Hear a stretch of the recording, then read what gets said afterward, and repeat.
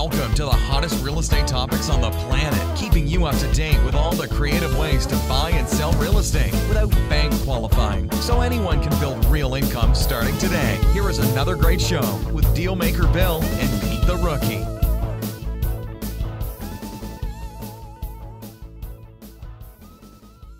All right. Here we are at another episode of Flipping Houses for Rookies. You surprised us. I figured I would go in light, Pete. Last 2 weeks you were yelling at me. Yeah, my ear. 3 more weeks, Peter. 3 What? more weeks for the birthday game. Oh. I'm calling all listeners. Calling all listeners. Please. I'll be 56 in 3 weeks. And I'm trying to get reviews on iTunes. Go to flippinghouses4rookies.com/podcast, or just go to flippinghouses4rookies.com. Top right hand side, click on podcast, and there's a place to put an iTunes review. I want 56 reviews. Don't make me hold you hostage. Now, we worked it out, folks. That's just 14 a week, 2 a day. But don't count on somebody else doing it, because you're the one. Exactly. You're the one today. And I don't want to hold them hostage and tell them if I don't get my 56 reviews, we're going to shut down the podcast. Hey, we have other things to do. Episode number 177, Calculating Profitably in Real Estate Deals Effortlessly. Calculating profitability in real estate deals effortlessly. Okay. If you were educated in the mainstream education system like most of us, Peter's eyes are rolled. Shudder. I saw a sign at the road today. I'm going to call, Bill. I'm calling. Okay. I don't know what that means. You saw what does a sign on the side of the road have to do with education? The city put totally out, throwing us off. I know. You're weird. I got my 2 cents in now. No, they put a sign out that says substitute teachers needed and learning tutors. Oh boy, we're going to change the subject now. Yeah. I'm going to go back to the description. I'm going to start over. If you were educated in the mainstream education system. Got me all flustered here. If you're educated in the mainstream education system, like most of us, you will have been taught that the banks have all the money. And the rich own the banks. And there's only so much to go around. Exactly. There's not enough. Yeah. Scarcity. You can't make any more. What most don't realize is money is made from thin air. Your thoughts. And you can get a big check in days, not years. If you know a couple of things about real estate and its ability when you are creative. Yes, sir. When I first started my venture to convert houses to fast cash, I had no idea how loose the business was. Exactly. Loose the business was. In other words, how much my creative mind on deal structuring would play out with my sellers. Oh, yeah. Bottom line, there really isn't a right way or wrong way to buy real estate so long as you pay attention to your profit centers. Really? Yeah, sure. Well, you think, 6% for this and how much things cost and the law. I mean, when you're buying something from somebody, it's not law. It's whatever you feel. That's whatever right. they're willing to do. We do have some freedom yet, Correct.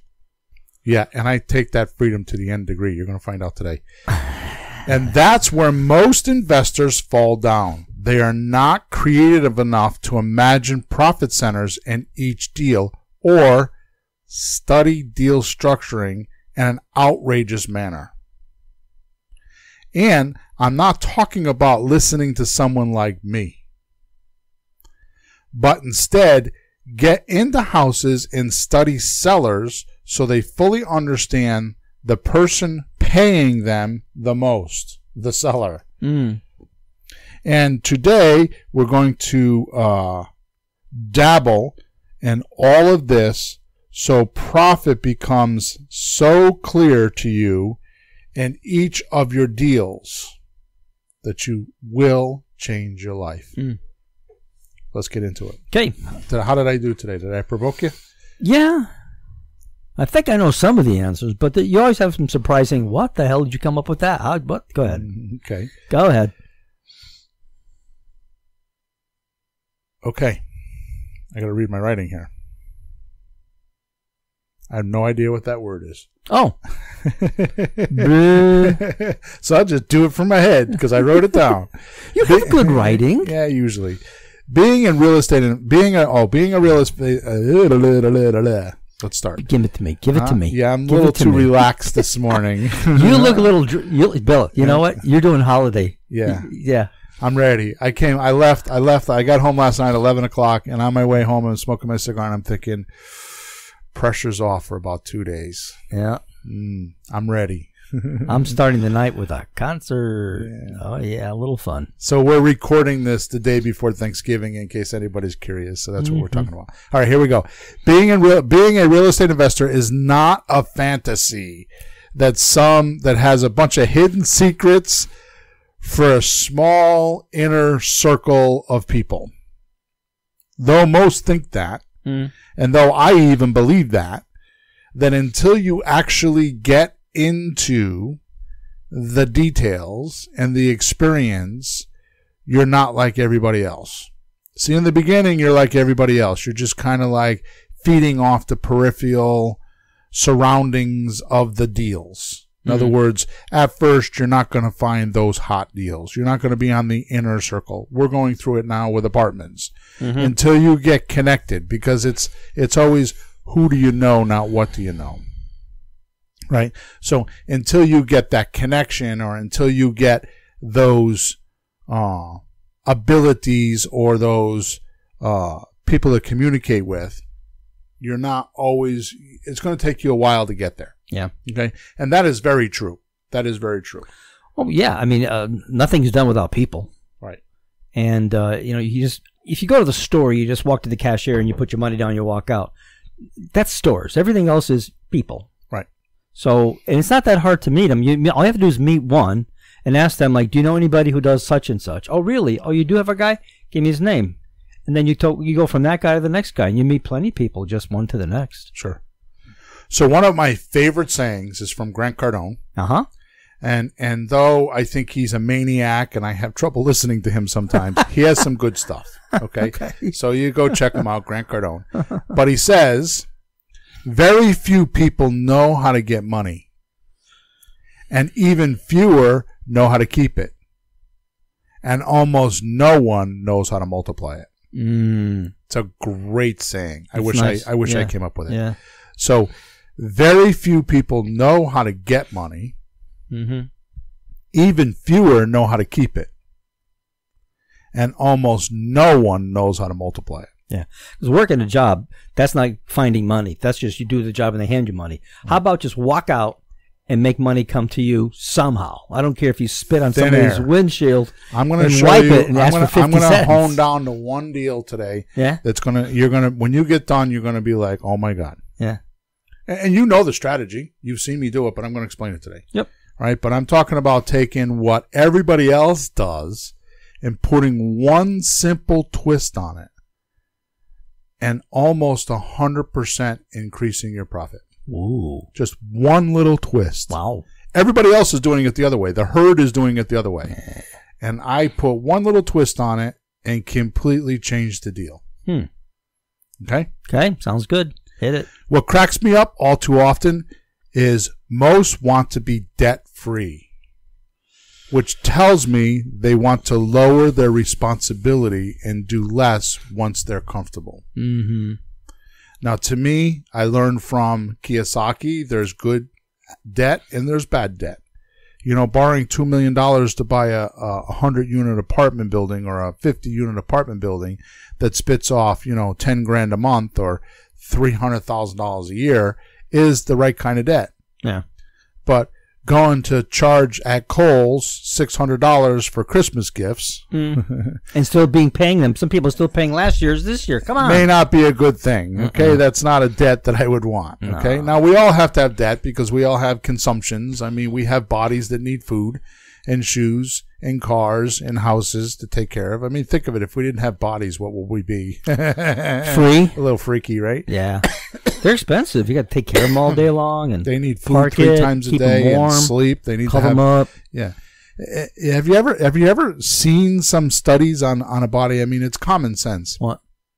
But how rugged, but yet how sensitive a human body is. I mean, like so many degrees one way or another, and it's dead. You know, like in an hour. Yeah, 104 degrees as opposed to what 98 degrees or 96 degrees, whatever it is. You know, in 4 minutes without oxygen, it's dead. 4 minutes, come on. Yeah, you know what I mean. It's like Wuss. you know, and turtles can go 2 hours underwater. Right. Come on, go a month without food, it's dead. You know, what I mean, it's like it's just crazy. But yet you can drag a body through.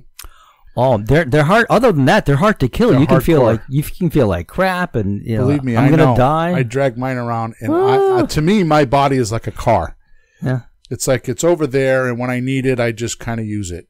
That's how I treat my body, which is probably not good advice. You should not take if you see me on camera, I don't look like the healthiest guy, but I'm never ill, and I go 15 hours a day, so it's like a machine. You know what I mean?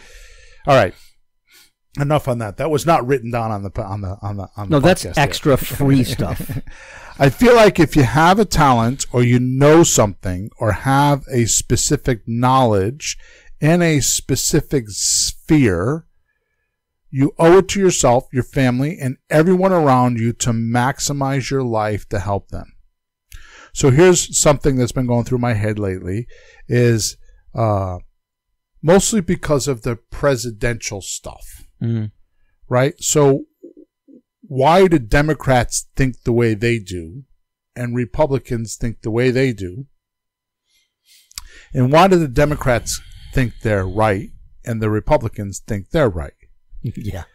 Both sides of any argument always think they're right. So here's what I've come up with in my own analogy. It's your zone of influence. Now I'm going to go out on a limb here politically, because it's just something I've observed. But it seems like a lot of conservative or Republican people own businesses or are the people that run the checkbooks. They're the ones that have to make sure payroll is due on Friday. Not all of them, but a lot of them. No, there's some famous Democrats with lots of money, businesses. Or they have money and they're trying to protect it, which is a whole thing in itself. Democrats, on the other side, are not usually ones that have run businesses or run groups or large groups or have businesses that are flourishing and prospering. Not all of them. I mean, there are some. I mean, like the guy that owns Amazon is very Democratic. And we were talking about, what was this Bloomberg? guy? Bloomberg. Yeah. He, you know. Well, he keeps changing his mind. Yeah. He goes back and forth. Yeah. So some of those people, as far as I'm concerned, say things just for the attention, not so much for anything else, right? Anyways, I'm way off topic.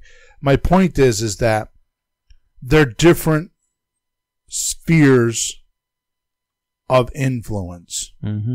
So it changes their mind. So when you do what I'm telling you today, which is to really dive deep into real estate and really study everything you can. And I don't mean study online courses and read books, though you should do that. I'm talking about observation of deals. The absolute way to become someone like me or greater than me, because I don't think I'm that great. I'm just a dumbass that went and did what somebody told me to do, and it started to work. And then I started observing the deals and observing what was going on in the houses and observing what's really happening while not being biased. You know, always thinking to myself, gee, there's something there I don't understand. I wonder why. And I would ask questions, just being a dumbass. And I don't mean that to be degrading to myself. I just mean that that's how I do a lot of things. Well, you know, you might be saying knowing is one thing. Realizing when you don't know is another thing. And that takes somebody smart to realize they don't know everything. Right. So it's smart when you say, gee, I don't know what's going on there, and you go find out. How about the other guys who go, oh, I know everything? Oh, that's not good. Right. You're not going to learn if you have that attitude either. More to the point, I think every person has filters, right? So their filters are set up to protect them based on their experience. So like if you were a kid and you fell off of a bicycle and got hit by a car and was in a hospital for a month, what's your filter going to be like compared to cars? Yeah. Cars bad. Take it easy. Watch out. Stay off bikes. Stay off the street. If you had a mother that was a real estate agent and was traumatic because, you know, you lost your house because she couldn't make it, how are you going to feel about real estate? If you were poor when you were a kid, you were indoctrinated to not like money and always look at money people like they're bad. Yeah. I mean, there's so many billions of ways that these filters are set up in the human mind. What I'm asking you to do is, and I'm going to get to the deal structuring soon, but this is very important because the filters that you use to evaluate information have to be open. They have to be, you have to see things for what they are and not evaluate. And that's very hard for most human beings because the information goes through their filters and it lands at the epicenter, or like Oz, you know, Wizard of Oz, you know, it lands at the behind the curtain after it's been sorted through the filters and decided whether or not emotionally it's liked or disliked. Emotion, that's a big part of it. The emotion and it's part. not logically planted as this is an apple instead of that's an apple with a worm in it and I don't like it. You know what I mean? So it's very difficult for people to do. So including me, and I've really, at the core, I've practiced that for 20 years, since I was 35 years old. I had to change my ways because I was not doing well in life. Okay, so I needed to do that. So if you're not flourishing and prospering in life to your satisfaction, well, quite frankly, you're not really living life. Honestly. No, not really. But instead, life is living you. Yeah. Right? You're not in control. And you're not happy. And you feel like the car's driving itself. And some, even though you're there in the driver's seat and you're twisting the wheel and you're hitting the pedals, doesn't mean that you're in control. It could be, you could be on a complete automaticity. I mean, think about it. You came down here this morning. Did you actually think about driving the car? No, I let my body do it. Yeah. And my driving mind. It's like a complete automaticity. Yeah. It's like how many of those things do we have in life that we just go through it? It's like eating or taking a shower or shaving or, you know, having sex. I mean, how many of those things are just, they're set on automatic and you don't really like pay attention to the details. And if you do this, then you're going to miss deals. Because if you just automatically do things or do what I'm telling you to do and just set it on like autopilot, that's a better way to put it, then it doesn't work. So you're really not doing things that you want to do, and life is living you. Pretty much meaning that your environment is controlling your outcome. You aren't. Instead of giving your environment the middle finger and saying, no, I'm doing this. And not too many people do that. Okay? Really what happens is when this happens is you're thwarting your passion and your purpose in life. And you're not living life on your terms. So you need to do something to handle that. So before we go off onto calculating profits, I need to cover this because it turned around my life once I figured it out. Okay? I make money not for a bank account or a number or bragging rights so that I could kick back on my heels, smoke my cigars, and have a good time.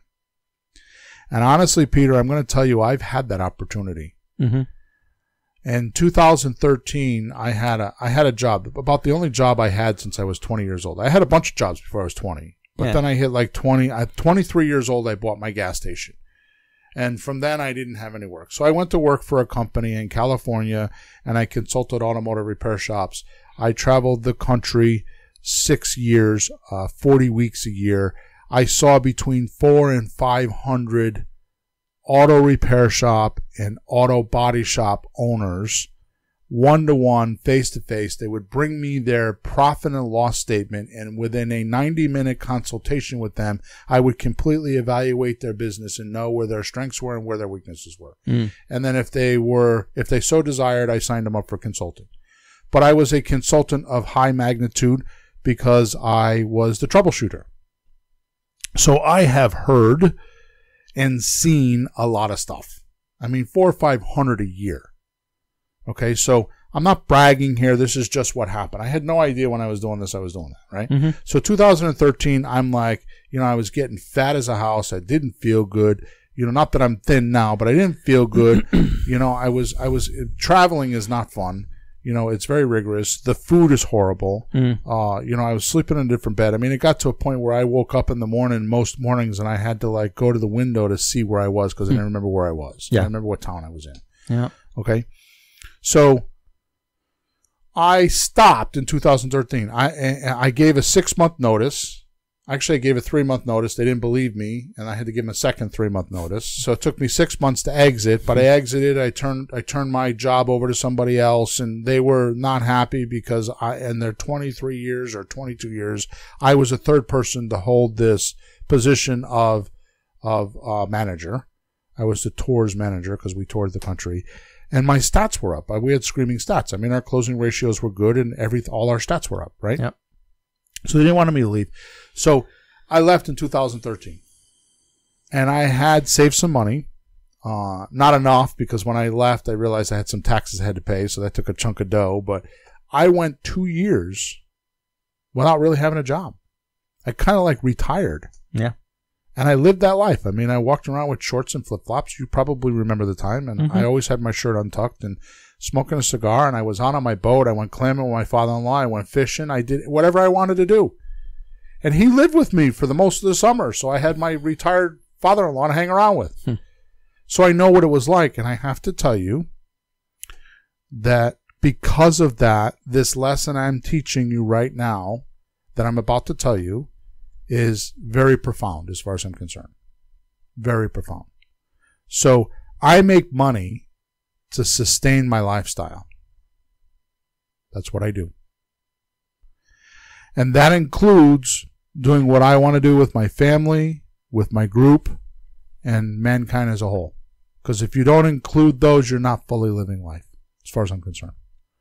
So if you're not helping your group, like whether it be your job is a group, or your church, or community things, the schools, all kinds of stuff. That's kind of like mankind stuff. That's bigger, mankind meaning it's not a specific group. Like my group is flipping houses for rookies, right?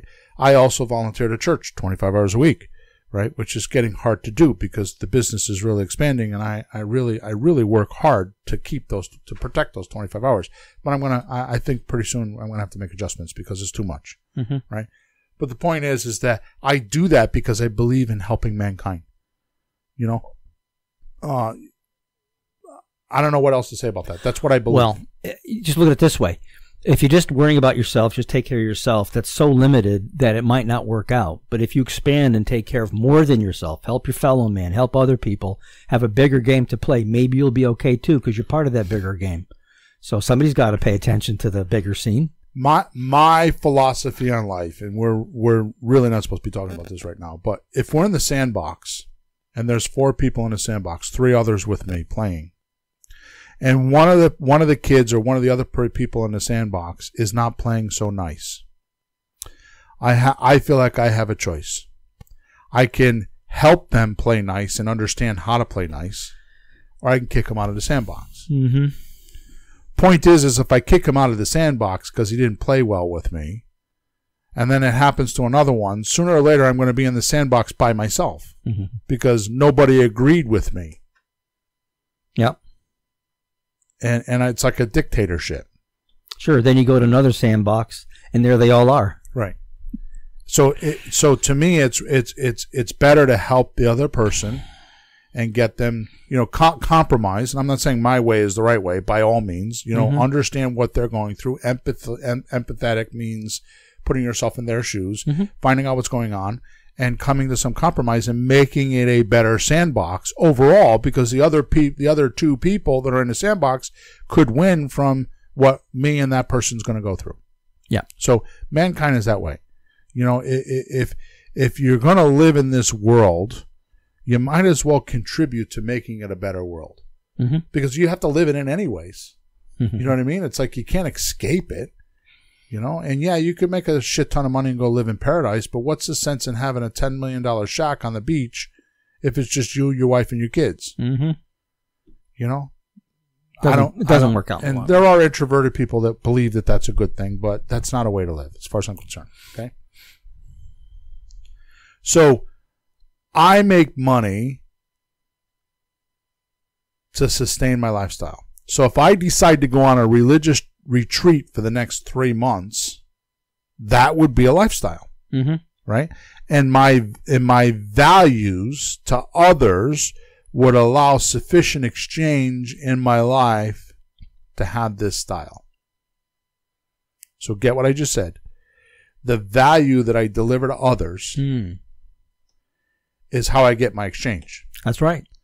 So if I want to get more exchange, then what do I have to do? You have to deliver more value to other people. Common sense, right? Yeah. So it's like if you're delivering some valuable that's exchangeable, that somebody else wants, it's not what you think is valuable, it's what they think is valuable because they're paying for it. Yeah. Just like your seller is paying for your value in equity usually, but they're paying you $20,000, $30,000, $50,000 in equity, sometimes more, to solve their problem.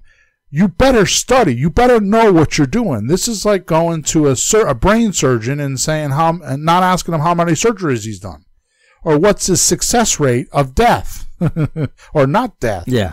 Right. Yeah. What's the ratio there? Yeah. Sure. I mean, how could you do that? How could you not do that? To me, that's just as foolish with the brain surgeon as it is hiring a realtor and not asking him how many houses they sold in the last 12 months. And everybody does it. Nobody asks that question. Like, oh, how many houses have you closed on? Not how many have you sold. How many have you closed on? How many commission checks have you gotten in the last 12 months? 1, 10, 40, 80? How many? Yeah. Why would you pay that person tens of thousands of dollars? Because you are. A $200,000 house is $12,000 for a realtor. A $300,000 is $18,000. Why wouldn't, if you're going to pay somebody $18,000, don't you want to know what their track record is? You would think. Right? You would think. Okay. So that's why I make money. So you got to kind of really have a purpose and really be passionate to be able to drag yourself over the coals and get to the big goal. Okay. And I know that that's talked about a lot, and it's kind of like blah, blah, blah. But honestly, I make money. It's a scorecard for me. Like, how nice of a life can I live? Now, I'm not an elaborate person. I don't drive fancy cars. I don't live in a fancy house. I don't believe in the show and tell like that. But I do like a $25 cigar.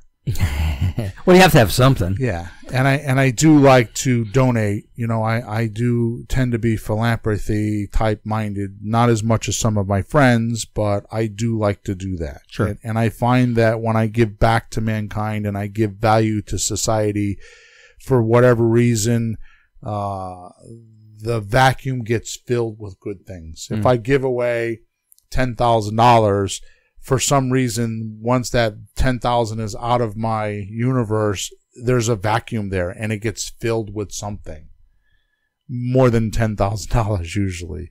And I don't do it for that reason, but I find that to happen. Okay. So this is so important to me that actually I have an Excel spreadsheet, which I forgot to tell Emma to put up this morning. So we're going to put this up as soon as we get done with the podcast. We're going to put through this. I have an Excel spreadsheet that actually goes through and prompts your extravagant lifestyle. So you go through this Excel spreadsheet and you add and subtract numbers. Like, do you want to have a chef? cook for you and your wife once a week?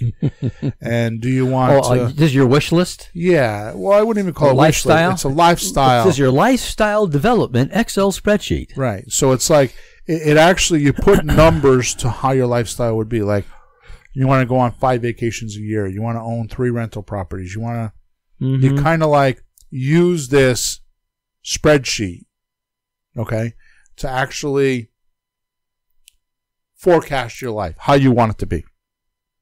You want to do charitable donations, whatever it is, you want to, what you want to do with the money.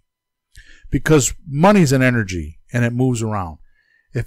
Much like your car, like going from Connecticut to Florida, it needs a destination. Yeah. It needs a place to land. Yeah. Otherwise, the car will just keep driving around because it's a car. It doesn't have it. It's got to have a place to go to be successful. That's why there's a steering wheel in it. Exactly. So what's your steering wheel? So well, that's what my point is my steering wheel is that I make money to sustain my lifestyle. And then I adjust my lifestyle based on what goes on or new things that I learn or old things that I like. And I adjust my lifestyle sometimes every 3 months, sometimes once a year. You just adjust your lifestyle to do that. So I'm going way, way too long because we don't have a clock up there, but I know, what does the clock say? 30 minutes? Okay, we're going way too long on this because I want to get to the deal. So what I'm saying is that this spreadsheet prompts you to look at your ideal scene. Okay? So what you really want, what kind of lifestyle you want. You have a picture in your head. Yeah. And this two-dimensionally lays it out and mathematically adds it up. Because you have the column of what you want, then the column of how much it costs, what you think it costs, and then what? Like how to do it. What happens is once you get the column that how much it costs, it comes to a grand total. Yeah. Then on the bottom of the form, what you do is you put in what you think you can average for a profit on each house, and it tells you how many houses you have to get to live that lifestyle. Because that's how I think. Yeah, I want a new car. I go flip a house, right? We decided to do some coaching. What did I do? We went and got a deal, and what did I say? Yeah, we're paying for the coaching from this deal. Yeah. Right? And then we had a chance to wholesale it. Yeah. I mean, we had, a $35,000 profit on wholesale? Yeah. And I said what? Let's hang on. Let's do it the other way because I think we can get more out of it. Yeah, well, for sure we could. Because was it easy to find that deal? No. Didn't fall. No. I mean, you got to work to find these deals. No, that's what people don't get. Like, you just don't go Home Depot or any place and find one of these things. So we wanted to maximize it. But then we were dickering because we could do it quick and move on and just do more work or be involved for a while. And it slowed other things down. But you're making money, so it can't be that bad. Good. So this I think it's called $1 billion Mindstorming is the name of it. It's not uploaded right now when we're recording this. So if you're on Facebook, you can't go get it. But give me a couple hours, and I'm going to have Emma upload it to the free page stuff. Yeah. So if you go to flippinghousesforrookies.com/free stuff, the spreadsheet will be there. You should do the drill. You should open the spreadsheet, and you should go through it, and you should put your numbers in there, and just get a reality check on how many houses it's going to take for you to sustain this lifestyle. And say the name again. I think it's called the $1 billion Mindstorming. I don't remember. Okay. I call it the $1 billion grid. That's its nickname. Yeah. But I was thinking about renaming it with a fancier name, but I forgot to do that with that. Well, I just want to find it because I want to go look at it. You know what I mean? So it's like if you add it up, it puts a reality on like how many houses. Now, what happens is if you know how many houses you have to buy, now you know how many leads you got to get. You start reverse engineering, like backing it up, how many offers you have to make, and then how many leads you have to get, and how much the whole thing. Yeah. So it puts the amount of effort that you're going to have to put in to have this lifestyle to do that. Okay. Then the trick becomes building that machine, which is easy to say, but to find the right people, find the time, that's where you have to put your brain to good work. which is a great segue because I want to shortcut that. Ooh. So let's get down to some calculations so you can understand what I'm talking about. Mm-hmm. By the way, this is not complicated. Okay? But the way I use it is very creative. You've heard some of in the first part of this, you're going to be like, I've heard this before. Hang in there with me for a couple minutes because you're going to be surprised what I do halfway through. The punchline's coming, huh? Yeah. So here's the formula. Doesn't matter who you learn from real estate or how you buy real estate or what you do with real estate, it's going to come down to two ways. There's only two ways to make only. Get that only. That means that there's no more than this. Yeah. It's just these two that you can make money off of real estate. Mm-hmm. You can buy low and sell high. Yep. Or you can cash flow, usually with monthly payments. Right. It's the only two ways you can make money with real estate. You cannot make money with real estate any other way. Right? Mm-hmm. Think about it. Wholesaling's that way. Mm-hmm. Retail rehab is that way. Mm-hmm. Right? Lease options are that way. Rent to own's that way. I mean, there's no other way to make money with real estate than buy low, sell high, which is buying and selling equity, by the way. Yeah. Or terms deals, which is cash flow, where you're making money monthly. Mm-hmm. Okay. If you want to see how this is done, go to flippinghousesforrookies.com/free stuff. I have 7 or 8 videos there that show you how to do both, how to cash flow and how to do, equity deals. Because they're both good. They're both good. It depends on what you, I was watching a video this morning and he says you can't be a one-trick pony. Right. What does that mean? That means, you can go to a circus or some kind of carnival and there's a pony and it does a trick. Now what? Not enough to charge now people. What? Yeah. Now what? Okay, there goes 1 minute. Now what? Yeah. So now what happens is if you're just in real estate, if you just have a cash offer, if you're just wholesaling, you're a one-trick pony. Yep. Right? And one of the things that attract most people to me is I believe in casting the net and bringing in the fish and then picking and choosing which fish I want to keep. Mm-hmm. Right? But I bring in 50 fish and keep 3.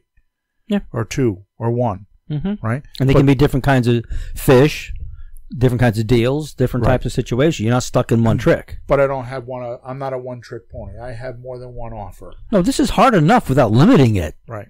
There's work to be done here. Why limit it? Right.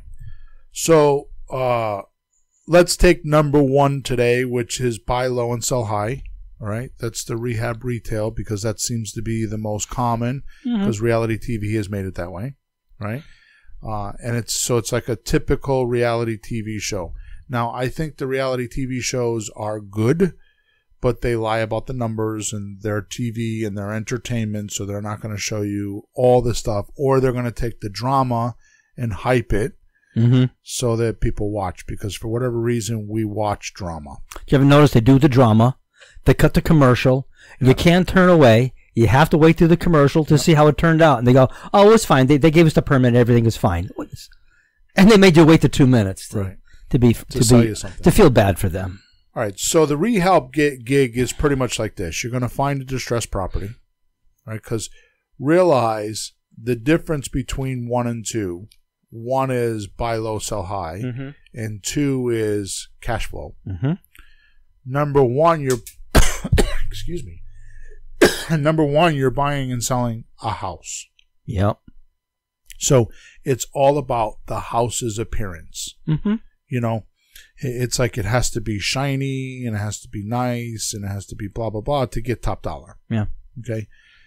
And to the degree that it's not shiny and to the degree it's not pretty and to the degree it's not in a good neighborhood or location or anything like that is the degree of deduction that you're going to do before you buy. Right? Because every house is worth something. So it's just a matter of its environment and its condition on how much that number could be. That's true. Okay. Neighborhood and the actual condition. Number 2, cash flow. You're not buying and selling houses. You're buying and selling financing. So the people the 81% of the population that doesn't qualify for a mortgage will be in that pool. Yeah. They're not having trouble buying a house. They're having trouble financing the house. So because of that, they will settle for a lot less. And they'll put sweat equity in and make it to their liking. Right? Yep. So number two, you're buying and selling financing, not the house, which is why you can get more money for those houses, because if you were to buy my Mac computer today for $1,000 cash, you're paying $1,000. If you put a credit card, you paid for a credit card and took 24 months to pay, then you're paying more, right? So that's what these people are expecting to do, is to pay more because they're paying on monthly payments, right? So get that concept, and we're going to come back to that in a couple minutes, okay? And this isn't a distressed house; it's livable. It could be. It could be.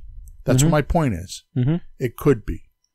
Okay, so what I'm saying here is number one is, we're going to talk about number one, which is a distressed house. Okay, so you find a distressed house, then you find the money and you buy it, right? And then you work hard and fix it, right? Yeah. And then you sell it for a profit. Okay. Now, unfortunately, these are 4 steps and they sound fairly easy. Yeah. 1, 2, 3, 4. You got 4 fingers. Go. How long could that take? But you and I know it takes a lot of sub-steps to get it done. For example, every detail. Yeah. For example, number 2, you find money and buy it. You know, that may not be as simple for some. Than you look under the rock, right? Yeah, exactly. There's a wishing well out back. Yeah. Oh, wait a minute, Peter. I forgot. What? The money tree. Yeah. In the backyard. Yeah, there is one. I'm going to that plant nobody else saw. I'm going to plant it when I find it online. Now, you may have heard this from us and before, and other people, because I did not make this formula. I learned it from Ron LeGrand. There's some skepticism on whether I was in Florida from Ron LeGrand's old stomping grounds when he first started, and there was a lot of skepticism on that. Those were not his formulas. He just had a big mouth and went and told everybody. Yeah. So wherever they came from, it doesn't matter, but it's the Mayo formula, which is the maximum allowable offer, right? So what the maximum allowable offer is what you can pay for a house. It's the maximum amount you could pay for a house. When you're buying it as a renovation. When you're buying a house. Oh, yeah. Okay, in this particular case, a distressed house, right? Yeah. And I'm going to cover all that. So the way that formula is you're going to take the after renovated value. In other words, what's it worth when it's pretty? Yep. Because the state it's in right now, it's ugly. So you're going to make it pretty. Well, you got to work your way backwards. Like, when we sell it, it will be such and such a house. So there's the number it's going to be, then you work backwards, right? So basically, it's the highest possible number you can get for the house once it's pretty. Yeah. And then you strive, like we were talking about before, you strive for those goals. That's your goal. It's like, I'm going on vacation. I'm going to Fort Myers Beach. Oh, wait a minute. No, I'm going to 24 Kiowa Drive, Fort Myers Beach. Right? See how it gets more specific. Yeah. Okay.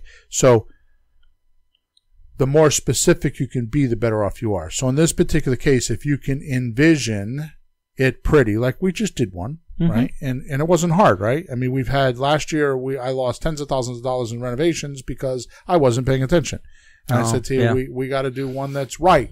And look how it went.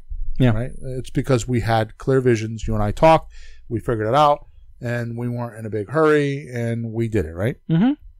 So you're going to take that number, that after renovated number, the pretty house number. Right. You're going to multiply it by 70%. Then you're going to minus the repairs, the calculated repairs, which I use $25 per square foot as an average number. Yeah. You can adjust that if you think it needs more. To me, $25 a square foot is a renovation. And definition of a renovation to me is remove and replace. That means I'm going to remove and replace the kitchen. I'm going to remove and replace the bathroom. I'm going to remove and replace floors. Okay. It usually doesn't mean I do much more than that. It usually means I'm doing kitchen, bathrooms. I'm painting, I'm doing floors, and some landscaping. Yeah, because they're dated, and if you're going to sell a house renovated, you can't have old stuff. So you want to see granite, you want to see stainless steel, nice floors. You're going to start adding windows and furnaces and roofs, then you just bump the number up to $25 a square foot or $35 a square foot. If you're going to not do a kitchen and just do paint and rugs, then you bump the number down to $20 or $15 a square foot. Yep. Okay, so I have this little formula that I figured out a long time ago, and I've used it for years. And ironically enough, every renovation I come to, it comes within $2,000. Yeah. Every renovation. Okay. So my numbers are good because I've done a lot of renovations. Okay. So I do pretty house number, ARV, after renovated value, times 70% minus repairs, and then minus whatever wholesale costs if you're going to pass it on to somebody else if you don't have the money and you're going to sell it to somebody like me. That number used to be 10 grand. Than Merrill is a big advocate of that. He teaches 10 grand in real life. I don't know what he does nowadays because I haven't heard his stuff, but nowadays, I think it's more like 5 grand. Yeah, well, it's 10 grand if you can get it. If you can't get it, right, you can't ask for it. It's 3 to 5 grand. The environment is pretty hot right now. I mean, we actually have a tool that we bought that was several thousands of dollars on emerging markets. And I was telling you the other day that, you know, there's like 4 or 5 emerging markets in the country. They're all hot. Yeah. So emerging, like, it's a good place to buy because it's not so hot a place, but in some time things might come around. Yeah. But the economic development there is hot and heavy. They're trying to get jobs in. They're trying to restore restore the environment, the city, they're putting money into it. The government's they're giving tax grants and, rebates for renovations on big buildings, millions of dollars. That kind of activity is going on. They're trying to, I think they call it gentrifying now. Yeah, they're making a neighborhood nicer, but unfortunately some of the people that live there may not be able to afford it. They're out, and the fancy swanky yuppie types or more professionals might be there. Those areas are not as they're not as popular as they were 5 years ago because there's a lot of money right now. No, and love them or hate them, Trump has made an amazing economy. Okay, there's just no denying that. Sorry, Democrats. It's like, just look at the stats. Stats don't lie. Just be happy for us. Yeah. So, anyways, so that's the formula. Fair enough. We've heard that before. Yeah. Okay. So sometimes, actually most of the time, I'm a slow learner. I really am. And that's the case here. Yeah? Yeah. It was sometime into my career when I realized that this number was not just a fix and flip number. Yeah.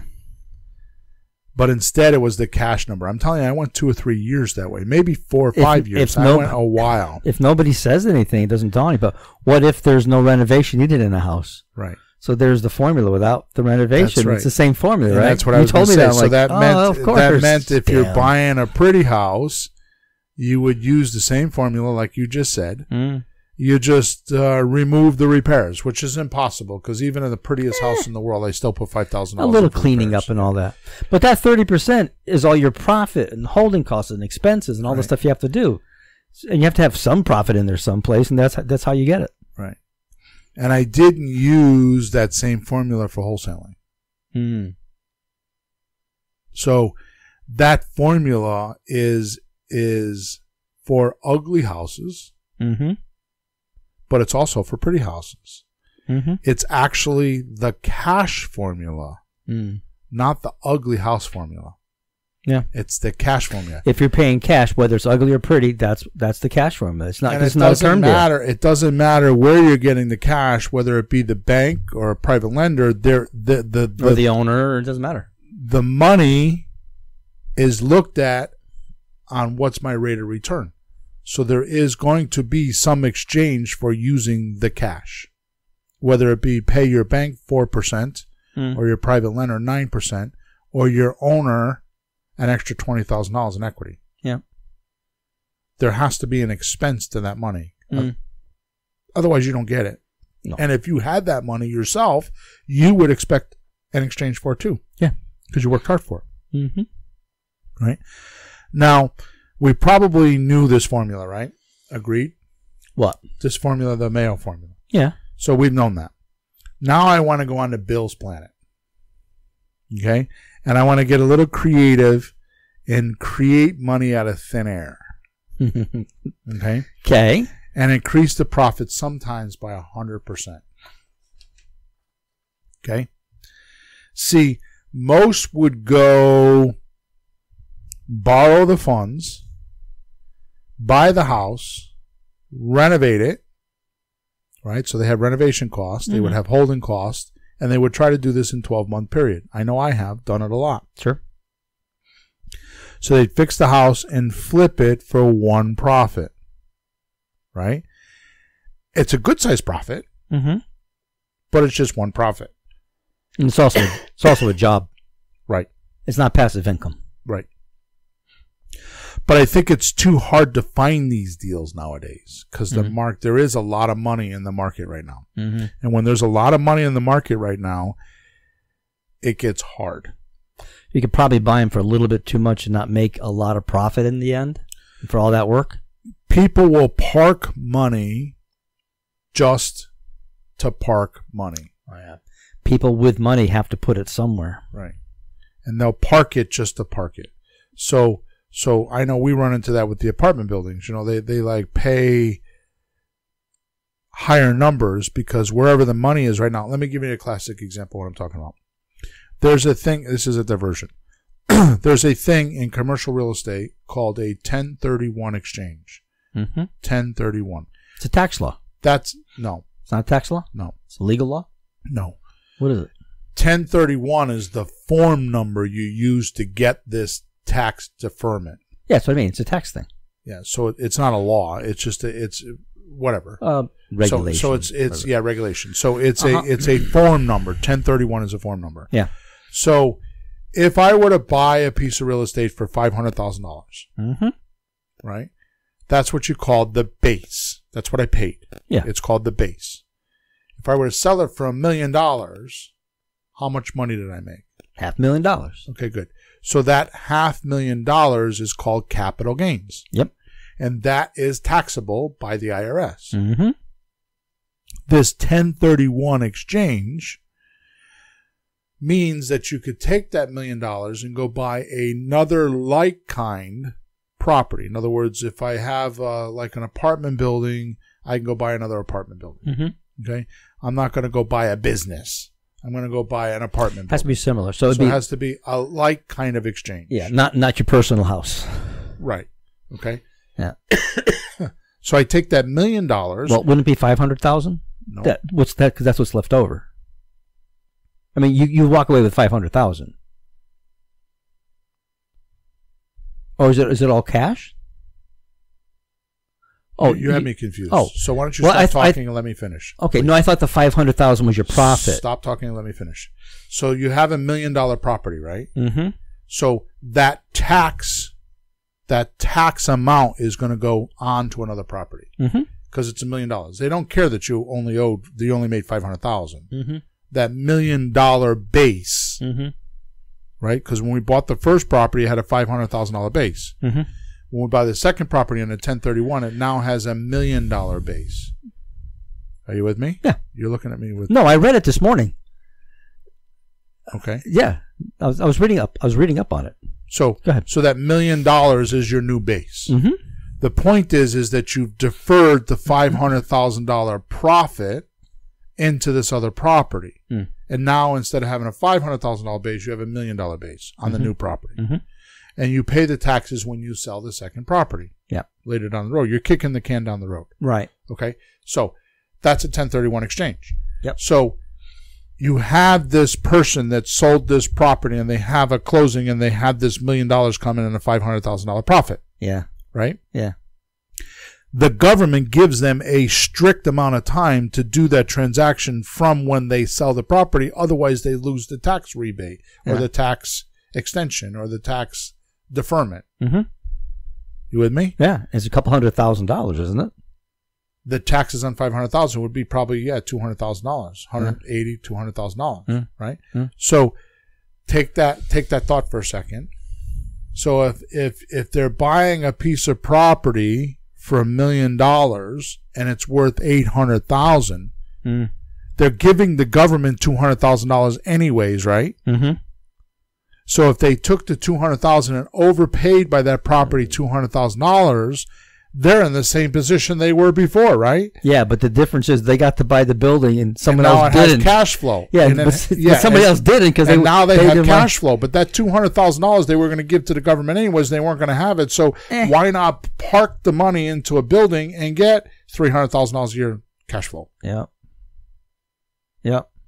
Right? But that makes it hard for the other guy who doesn't have that to buy it. You see what I'm saying? So we can get somebody can cut in front of us on that one. So what the economy provokes is that the real estate prices are elevated, so people that normally wouldn't sell are selling to cash out, and they're running into these problems of the tax consequences, and they're looking to re-employ or park that money somewhere else. Yeah. That's exactly what I'm talking about. Yeah. Okay, so there are people like that. And they have diversion. They have the money, and they have the money. It's not like it's people cash. And they have there's people with money out there. It's cash because they just sold it. Yep. And we've met people this past year that have sold. I mean, we talked to a guy the other day. They made $5 million on one apartment building on a 283 unit apartment, something like that, 213, whatever it was, apartment. They made $5 million.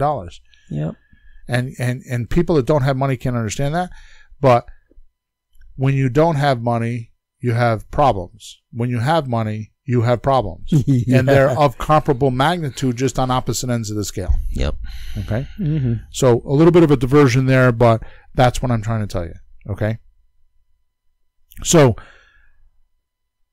I think it's too hard to find these deals nowadays, is what I was saying. So how about we make one adjustment and turn the whole deal into 4 or 5 profits? Because right now we're talking about buying it, rehabbing it, fixing it, and flipping it. Yep. I think last time I looked, the average profit on a rehab house was $27,000. Yeah, I've heard things like that too. 20-something. I averaged 43 for a very long time. Mm-hmm. But there's one profit, and that's 6 to 10 months worth of a lot of work. Now, maybe you could do it in 3 or 4 months, but it's still a lot of work. I mean, every single day I go out to this house and I look at it and contract. It's not hard work, but every day it needs attention. You got to do something. When I wasn't doing that, it cost me a lot of money when I went to sell them because things weren't done right and projects went 6 months instead of 6 weeks. And, you know, I mean, I had one house that I sold last year. It cost me $20,000 to do that. Yeah. Right. And that was in cash. It wasn't reduced price. It was more than that with the reduced price. Okay. All right. So here's what we're going to do now. If the change is this is the little change. It's a tweak in the system. Look for retirement money, like a 401k or an IRA, to fund the deal, instead of a private lender or hard money lender. Look for retirement money to fund this deal. Still pay the 9% that we pay to the lender. Mm-hmm. But now, instead of having 12 months to pay it back, you can get 60 months. Mm-hmm. Because that money is in a retirement account and is sitting there until that person's 59 and a half. That's right. And if they're 40 years old, that means that money's just sitting there. They can't touch it. They can't use it, but they do want it to grow. Yeah. So growing at 9% is much better for them than growing at 6 or 7 or 5 or whatever percent. Yep. And it's completely safe, especially if they know you and if they have confidence in you. Mm-hmm. Right? Well, it's in property. Otherwise, it's put into stocks, and you know anything can go up and down, but stocks can disappear. Right. That can cut in half. Of a house, I don't know if it can cut in half, but right. It's still a house when you're done. That's right. Okay. Or apartment building, whatever it is. Now here's what happens. You now have the money for 60 months. You pay cash for the deal. Because it's a regular deal. You pay cash for the deal. Which means, if you follow my way of thinking, you're paying the lowest possible price you would pay. Because the only way we pay cash is the deepest discount. Yeah, the formula. Right. Okay. And because you have now got 60 months, you're going to sell the house on the highest possible number you could sell, because now you're taking it from buying and selling a house, right? Remember we talked about the short term 12-month flip it around. Yeah, but you're buying and selling the house. Like you're going to turn it into buying and selling the financing on a longer term. By doing that one thing, you switch the whole deal. Yeah. Right? Yeah. So now you can sell in a rent to own or a lease option and get the most amount of money possible for the house by making that one adjustment. Right? And here are the profits. So you get money now, right, by over borrowing from your lender. Sure.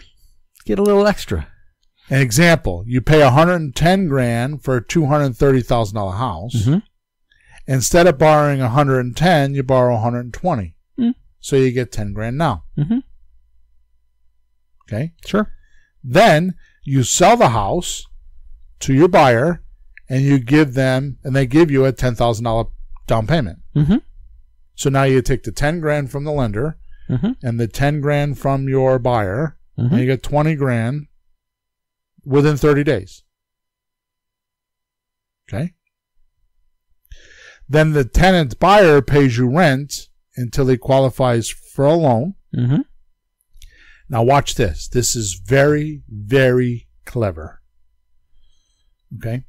And I didn't realize how clever it was until about a handful of deals in what I was doing. Mm-hmm. I was just doing it just for survival. Okay. Well, sometimes you have a piece of property, and what am I going to do with this? Do I want to renovate it? How do I? And you put. What I like about what you do is you have like your 7 deals, 7 ways of structuring deals, but then you mix and match them. you move the chess pieces around. We call them hybrid deals. Yeah, they're hybrid, and no one says you can't do that. I mean, who is not taking a wrench to hold something and bang it with a hammer? You know, right? Exactly. Or pliers. So the tenant buyer pays you rent while you qualify for the mortgage. Right? Mm-hmm. Now, because there's such a difference between what you paid and what you're selling for, mm-hmm. right? So we paid $110,000, yeah. but the seller is actually so the loan number is based on how much you pay, but you paid $110,000, so you have a low payment. Yeah, he's paying on $230,000. Mm-hmm. So the payment to cash flow to you. So the rent difference between your payment and his payment is significantly higher because of the amount of money. Yeah. Just math. Yeah. Yeah, because you take the $230,000, you figure, well, what would the mortgage be on that? Add some more to that. So if you take $110,000 and you figure 30 years mortgage mm-hmm. at 4.5%, mm-hmm. and then you take $230,000 at 4.5% for 30 years, mm-hmm. it's just a larger number. Right. And that's just not made up. In that neighborhood, if somebody owns a house like that and they're renting it, they have to get that much money. Right. That is the rent on those properties. Right. You can't make this stuff up. That's what they're paying the bank because it's a $200,000 house. It's just money. So they have to charge that plus a couple $100 to get ahead. Right. So this is like rentometer. Just go look that on the internet. But that's what the rent would be. Right. So you got like this buffer so of this. I bought for the lowest amount, like I sold for the highest amount. You're like on 2 different plateaus. Right. And I put a bridge between the 2 of them. Mm-hmm. Now here's what happens. Mm-hmm. Because you did that, your chances of getting cash flow is much higher. Oh, sure. Right? So let's be conservative and say you make $500 a month. Mm-hmm. My average deal is around $800 or $1,000 a month when I do this. Mm-hmm. Okay, that's a lot of money. Oh, hell yeah. Cash flowing on a single family house, $800 to $1,000 a month doing this. But wait a minute, how much did you put in of your own money? I didn't put anything in there. I took $20,000 out at the closing, remember? Yeah. Okay, good. So this is leveraging, folks. So let's say it's $500 a month, right? Yeah. That you're going to collect. That's passive income. That's profit. Yeah, after expenses and everything, that's what's left. $500. Okay. And reserve. Mm-hmm. You're going to expenses and reserve. You're still going to have $500, right? Mm-hmm. If you did that for 30 months, for 60 months, that's $30,000. Yep. So we got 10 from the lender. Mm-hmm. We got 10 from the buyer, and we got 30 from cash flow. You want to do the math? 50,000. Hey, it's a pretty nice deal. You made 50,000 on that deal, Bill. Now, that's in Hip National Bank. That's in your pocket, 50 grand. Right? So it's 10 plus 10 plus 30 is 50 grand. Yep. All right. We're not done yet. We're not anywhere near done yet. Oh, wait a minute. You didn't sell the house yet. Now we're going to talk about the money later. This is money now, money monthly, money later. This is a formula I talk about all the time, but this is like on Bill's Planet, okay? Yeah. You bought for 110. You owe 120. Because you borrowed 120. Oh, yeah. You got a little extra, sure. From your IRA money, right? Yeah. The house is worth 100, is worth 230. Do you think that lender is going to worry about being at 50 cents on a dollar? No. The guy you borrowed from. Yeah. No. They don't even think like that, but if they did, it's like you would get that money, no problem, right? The house is worth 230 fixed up, right? Okay, good. We didn't fix it up. So we'll probably sell to our buyer with some equity. So he has some equity. So let's say we sell to him for 210. Yep. So he's got 20 grand in equity. Oh, sure. Right? You owe 120. He's going to pay, when he cashes you out, he's going to go get a loan for 210. Minus his 10, by the way. Right? Because he already paid that. So you just added 90 grand. Yeah. Actually, 80 grand. Yeah, because you already got 10. Yeah, 80, because you got 10 already of it. 80 plus 50. Yeah. That's good, Bill. How much is that? That's 130. 130.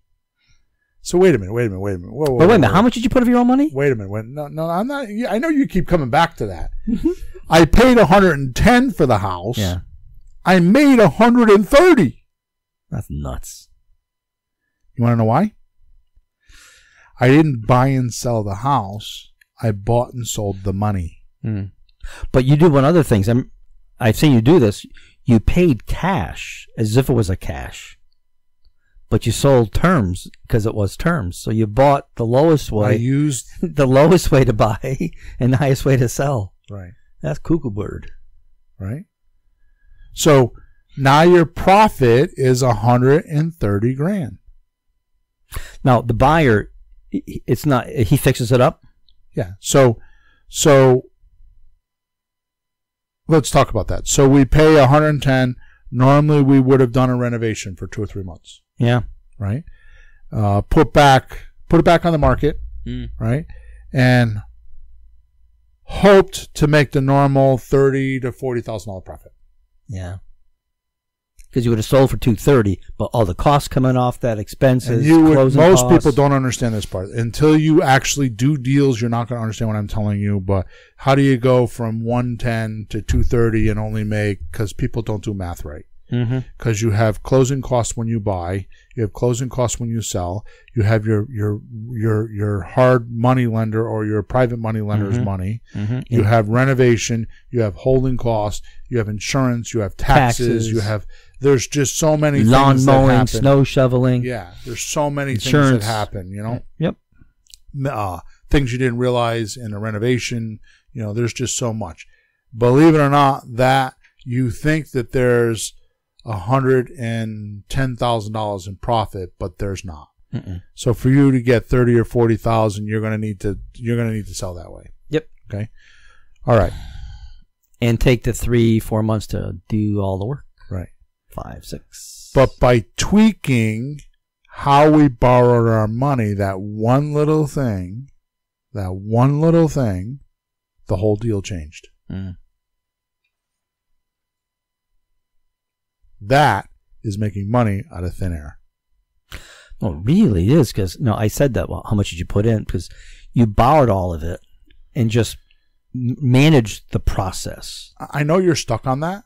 No, I just say that for the folks at home, because so many people put money in. I'm just saying that you didn't borrow anything. You got 20 grand back.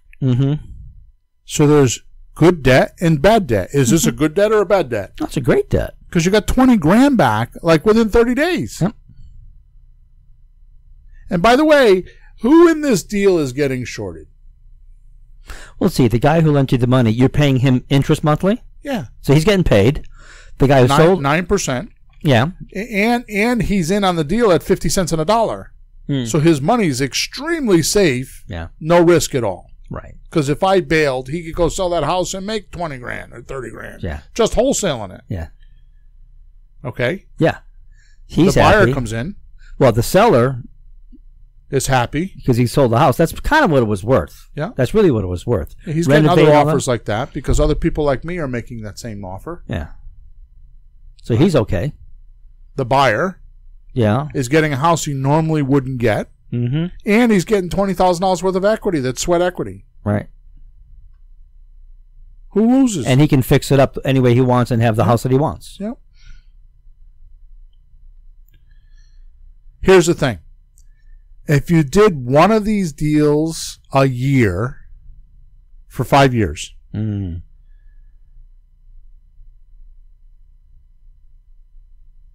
at the end of 5 years, you would have made $700,000. Mm-hmm. What'd you do? Have to check my math? I was thinking 100,000 for some reason. Then it went to 130, and then I did the math. Yeah. Suppose you kept the job that you have to support yourself, right? Do you think at the end of 5 years, 700 grand would, in your bottom line, could help your retirement, some college funds, or hell, just to put in your bank? Wouldn't be better if you did one a year. Yeah, one a year. By the way, if you're doing one house like this a year, you're definitely preoccupied. Okay. Because you're not doing renovations on this kind of thing. It's not. It doesn't take long. This whole thing goes 3, 4, 5 weeks. And it's over. It's a part-time job. Yeah, but it's a short-term thing too. Part-time, short-term. Doesn't go months and months, months, months. Right. So when you're done, you could go find another one. It's what Kiyosaki talks about. You work hard for an asset and then it pays off. That's passive income. Yeah. Right now, passive income. I don't technically believe in that. Passive income. There is no way. There is no automaticity that will run and never have a problem. Because things don't do that. It's like letting your car drive down the street. Yeah, it might go half a mile off the street, but sooner or later it's going to hit something. No, I was going to use the analogy of you're going to fall asleep at the wheel before you said that. Right. But you want to stay alive too. You want to have something to do. Right. Have a game to play. So to me, the better analogy is that you work less hours for more money. Mm-hmm. Geez, Bill, analogy. If you added up all the hours you did on that, what would you come up with? I don't know. 25, 30? I was thinking 40? Maybe 40 on the tops. 50, even 50. But it took you all year to do it. Right? All right, so I want to make a couple notes here. There are times that I do this prehabbing, as we call it. That's when I would do some sort of a fix-up to get the house up to a point where we can sell it on a handyman special. So a lot of times we'll go in and we'll clean it. We'll take furniture out and it doesn't mean we're painting or anything. We're just cleaning it. I'll do yard work. I'll get it to a point where it's livable. Okay. And when I do, I borrow that money. So the numbers might change. So instead of borrowing 130 grand, I might borrow 140 grand. But I always put that money in there for me. Right. Right. So when you borrow that money from the IRA lender, you just put that prehabbing money in there, and it just changes your numbers. Well, that solves the problem. Well, gee, I don't have $5,000 to clean it up though. Well, you borrow that too, right? Because you're paying just that interest. Yep. Monthly. Point is I made money out of thin air. Right. So how did I do that? I mean, just think about it. All I did was solve the problems of everybody around me, including me. Including the person with the IRA money. How can I get more money? Right. They're not even thinking that. People with IRA money don't think that. Nah. They don't know that they can. Yeah. And then when you come along and say, "Oh yeah," they're like, "I didn't know that." Yeah. So first thing they're going to do is research a custodian to be able to do this, because you can't just take money out of an IRA. You have to have certain IRAs to do that in. So a lot of times the person will move their IRA money into the right IRA company. Yeah. Equity trust is the biggest one. Right. It's a self-directed IRA. I don't know how I learned it years ago. I didn't have one, but I eventually got one. I don't know how I did, just because I was nobody special in this. But I had a regular IRA. Then I just moved it, found the right guy, and just transferred over. Yep.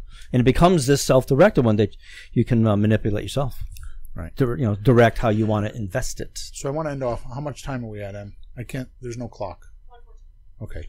So I want to end off because we went a little longer than usual. Actually, we went a little longer than the 60 minutes, but we're at the usual number. Yeah, it's as usual. So I would like to say this is the reason why I invented this word. It's called Dealology. Actually, I have 3 newsletters written already.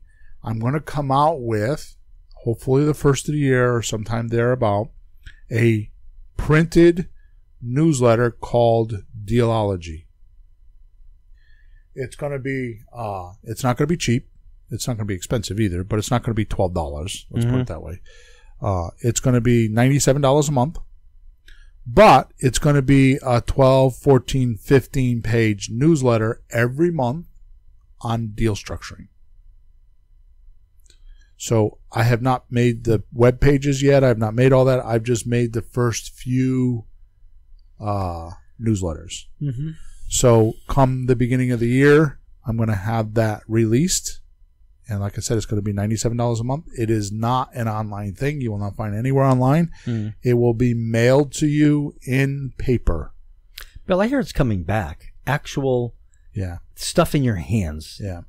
But you're going to have deals like this? Yep. That make $110,000. I'm going to talk about this kind of stuff. I'm going to talk about stuff you and I talk about when we're in the car together about deal structuring. Yeah. So it's going to be stuff like this. I'm going to do my common, explanation of the 7 deals, but then I'm going to start doing the hybrid deals I talk about. I'm going to start writing them and start teaching them in the newsletter. So that's for the hybrids mostly? Yeah. Well, so, I'm going to, I just well, said you're going to have all the regular stuff. The regular deals. So the first few months I got to get through that. But then once I do that, I'm going to start doing the hybrid deals. So I start doing things like what I'm talking about here. Okay. Yeah. And that is going to, and the only place I'm going to do it is in this Dealology newsletter. And I call it Dealology because ology means the study of or the knowing of.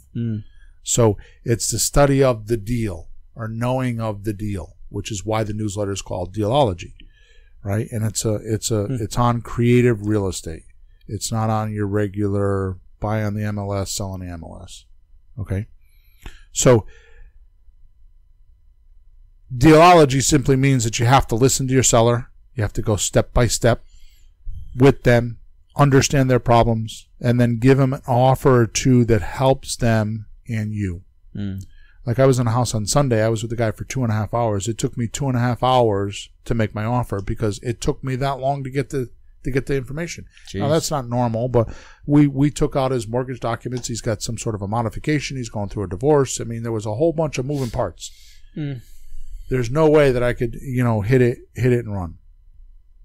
Well, I could, but I would have either left a bunch of money on the table or not gotten the deal. Yeah, and you have to find out what's really, really going on. Yep. It's like you have a toolbox, and once you find out what the problem really is, you got the right tool, the combination to fix things. I really don't want to use this analogy, but it's probably what most people would understand. It's no different than going to a psychologist and laying on the couch, and it takes them a while to figure it out. Yeah. I mean, you got to hear things to figure it out. It's no different. Yeah. Okay. Anyways, but in your case, you actually figure it out. Yeah, I actually figure it out. Yeah. So, that's my story, and I'm sticking to it today. I think I promised I delivered what I promised. Okay, because that's a pretty cool deal. Now, was that a made-up scenario? Was that theoretical, hypothetical? Or was that solid? The only difference is that I changed my numbers because the last deal I did was 260 instead of 230, but I really did pay 110. Yeah. So I changed the end number I mean, that's real. That's a real deal. That's a deal I just recently did. Yeah. I think I remember that one too. Yeah. Yeah, so the numbers sounded real. These familiar. don't fall off the apple tree. Like, there's not a bunch of them on there, but you got to dig and hunt for these. These are not. But like I said, you do 1 or 2 a year, then well, what else do you need? Yeah. I mean, my back end on the deal I'm talking about, this deal is $100,000. Yep. Well, when you understand, and it's $1,000 a month positive cash flow. Yeah, it doesn't hurt. Yeah. Yeah. Well, when you understand all your tools or whatever you want to call it, you can find that or make it happen. I mean, how many other people were in that house, talked to that guy, saw that house, and didn't get the deal? That's right. So you did something right. Yep. You got it. They didn't. That's and they wouldn't have made $130,000 on it either, would they? Nope. Half of that if lucky. Yeah. And the house was 45 minutes away from me, which was the problem I was trying to solve because I didn't want to drive out there every day and do the renovations. So that's what started it all. I don't think I heard that part of the story, but I get it. Yeah, that was what started it all. It's in thin air. The money's in thin air. Yeah. Okay. All right. So don't forget to go download your calculator, the Mindstorming calculator. Give me a couple hours if you're on Facebook. But other than that, go get your calculator. It's at flippinghousesforrookies.com/free stuff. And come on, guys. I mean, the last 3 months, we're changing the podcast. I can't keep digging in like this. So when we hit episode number 200, we're starting over. We are. We're going to go back to talking about all the basic stuff. We're going to start over as if it was a brand new podcast. We're going to have a new intro, a new exit. You're going to know it at episode 200. We're going to start over. We're going to go through the basics. We're going to go through all the stuff. So there's not many more episodes for me to dig in like this. Sorry, to get something to drink. So please go give me a review. Give Pete a review. Come on. It's Bill's birthday. Yeah. I mean, just give us a review because that's what keeps us on top. Oh, Pete. Oh, shit. What? I almost forgot. You did, but then you remembered. What? I should have said this at the beginning of the show. This week we hit $1 million. Are you serious? Yeah. I forgot $1 million. Bill, I feel like a millionaire. Yeah. $1 million. Well, it's over that now. Oh man, I missed it. No, it's good. we have $1 million really? downloads, yeah. $1 million. Okay, did you plan the party? No, but we could do that. We have to do something. Anyways, enough chitter chatter. Go to flippinghousesforrookies.com. Go to podcast. Give us a review on iTunes. I prefer it on iTunes. You can go wherever you want, but I prefer it on. I can only see the ones on iTunes. I can't see the rest. Right, Stitcher and all that kind of stuff. I don't go there. And then go to free stuff and get your free calculator. Okay? Over and out.